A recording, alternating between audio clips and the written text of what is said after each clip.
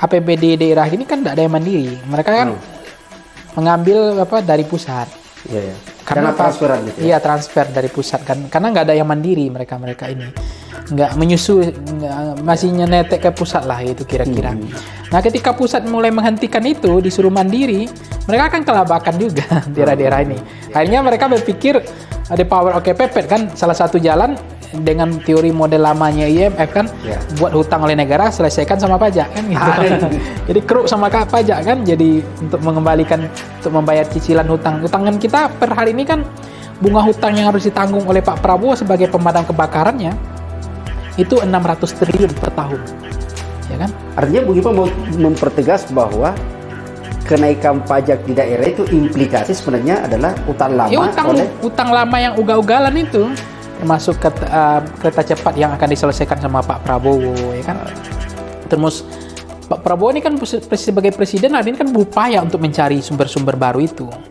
Karena mulai dari kemarin dia ngejar terlalu banyak piring yang kotor harus dicuci. Iya, terlalu banyak warisan lama yang bermasalah yang ingin dia selesaikan. Contoh, ada izin tambang ilegal 1.600, 1.006 kalau nggak salah ya.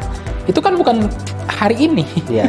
Ini kan terakhir yang ribut di Raja Ampat ya. Harusnya itu bukan tambang yang tidak harusnya jadi wisata, tidak harus semua dikeruk untuk tambang kan.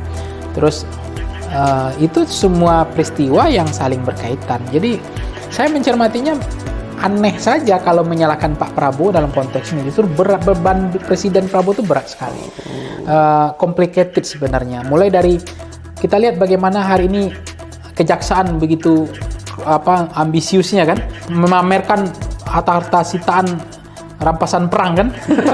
Jadi barang sitaan itu adalah ini dipamerkan sekarang kan, dipamerkan oleh kejaksaan. Sampai bertriliun-triliun itu kan disusun tuh. Iya, disusun itu untuk kan bukan pemerintahan sekarang, berarti kan kejadian seperti itu. Kalau postur anggaran APBN sekarang kan bagus, itu dari arsiteknya kan Pak Prabowo sendiri sama tim-tim beliau. Tapi kan ketika ada, meskipun defisit masih tetap ini gitu kan.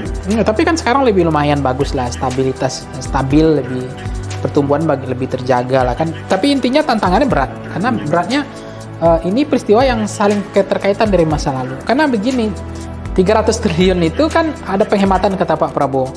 Itu diambil dari perjalanan dinas ke luar negeri, dalam negeri yang dianggap pemborosan selama ini kan. Terus pembelian ATK itu juga diambil sama Pak Prabowo untuk menutupi ini kan, untuk nanti dibawa ke MBG atau yang lain, koperasi atau seterusnya. Tapi yang menarik adalah Pak Prabowo kan mencoba juga dari kasus Pati ini, sebenarnya apa pembelajaran politik kita itu adalah alarm sosial gitu. Alarm sosial bahwa pejabat memang harus PK terhadap yang situasi yang dihadapi masyarakat. Sebenarnya itu mengingatkan juga kepada Prabowo kan, Presiden Prabowo, bahwa boleh kita bicara pertumbuhan ekonomi, bicara tentang investasi dan seterusnya. Tetapi fakta di lapangan juga harus kita lihat. Kita lihat hari ini tuntutan masyarakat kan terlalu berat juga. Persoalan Indonesia dari dulu memang klasik ya.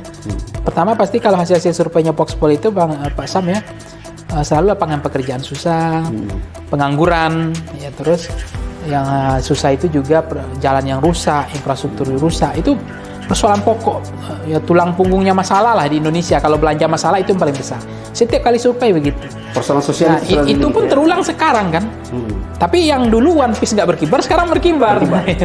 Padahal persoalannya sama. Ingat loh waktu debat Pilpres malah dipakai logo kan. Iya. Dan tidak ada yang diributkan gitu, baru sekarang gitu. Nah, kenapa sekarang diributkan? Ini HUT RI-nya Prabowo pertama, Presiden Prabowo sebagai presiden, tapi diributkan kan? Simbolnya bagus sekali, melawan ketidakadilan, kesewenang-wenangan, bagaimana ketidakadilan dan seterusnya. Itu bagus sekali simbol.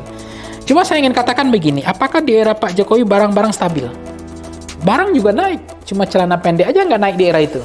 BBM tiap minggu, tiap bulan naik, tergantung harga pasar internasional BBM-nya, ya kan?